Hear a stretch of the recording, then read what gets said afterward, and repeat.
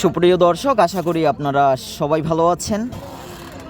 ঢাকা কেরানীগঞ্জের রোহিতপুর বাজারের ব্যাপারীরা মৈনটঘাট মাছের আড়ত থেকে তাজা তাজা মাছ কিনে নিয়ে যাচ্ছে।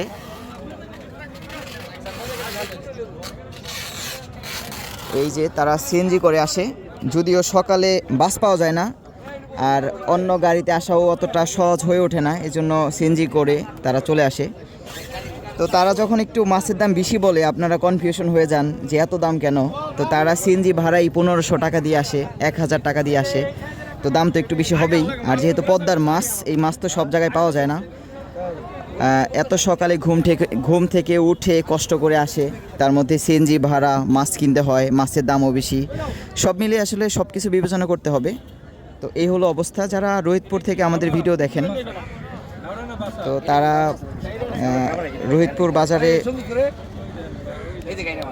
বাজার থেকে পদ্মার মাছ কিনতে পারেন।